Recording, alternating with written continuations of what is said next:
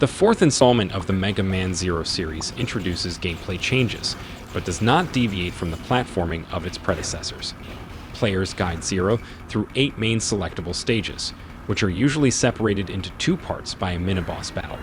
At the end of each level, the player faces one of the game's reploid antagonists.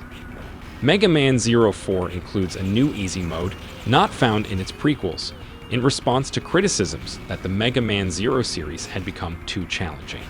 In easy mode, Zero receives a large life boost and can use the Cyber Elf without restrictions. However, easy mode prevents the changing of the weather and consequentially the acquiring of EX skills. Zero is still equipped with the Buster Shot and Z-Saber at default. However, in place of the Shield Boomerang and the Rod-type weapon from the previous games, i.e. Triple Rod, Chain Rod, and Recoil Rod, is the new Z-Knuckle. This device allows Zero to perform several actions, including hanging from pipes, destroying obstacles, stealing an enemy's weapon if Zero destroys it using the Z-Knuckle, and acquiring special weapons in certain parts of the stage. Another new element is the weather system, which allows players to choose between 2 weather conditions for each of the 8 main stages. The difficulty of the stage varies depending on the chosen weather condition, with the stage being harder if the weather icon has an orange border around it. Sometimes, there are secret passages in some stages which the player can only reach by setting the weather to hard. The trade-off for an easier level is that Zero cannot learn an EX skill from a boss. Cyber Elves, a core element of previous Mega Man Zero installments, are small helpers who can assist Zero in combat. Shortly after the introductory levels, a Cyber Elf will arrive for Zero to equip. This elf has most of the powers of Cyber Elves from previous games, which are unlocked as the player raises its level by feeding it E-crystals. Zero may select one power from each of 3 categories: Nurse, Animal, and Hacker. The player's ranking at the end of a level is no longer given a penalty for using the Cyber Elves as long as they are kept under the maximum power limit. In addition to this, Zero can now equip body chips to enhance his abilities, including double jumping and self-recovery, similar to early Mega Man X titles. Zero cannot rely on finding secret discs to give him enhancements as in Mega Man Zero 3. Instead, players must collect parts dropped randomly from defeated enemies.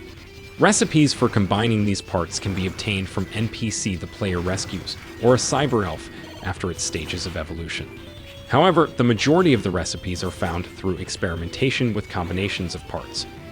Another distinguishing feature of this installment is that Neej and Seal have different faces depending on their emotion.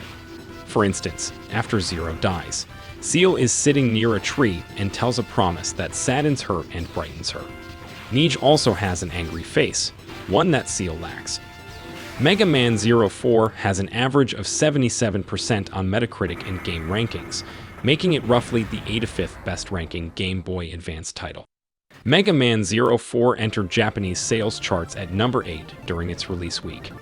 According to Media Creates sales information, Mega Man Zero 4 was the 177th best-selling video game in Japan in 2005 at approximately 74,354 copies. Mega Man Zero 4 has been called a refined version of an outstanding platformer series, with a more streamlined weapon and Cyber Elf system. Critics were quick to state that it hadn't changed much and that it was more of the same.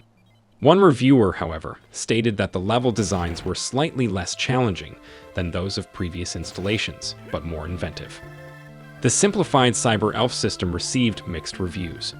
GameSpot thought the new single Cyber Elf was an improvement, while Jeremy Parrish of OneUp.com stated that it signaled a return to the old-fashioned Mega Man game structure, which he found unfortunate since the Zero game's greatest strength was their willingness to break the trite and true Mega Man mold. Critics were mostly neutral about the weather system, saying that die-hard players wouldn't make use of the system. It was seen as a nice idea, but the effects weren't pronounced enough to make most levels worth playing through twice.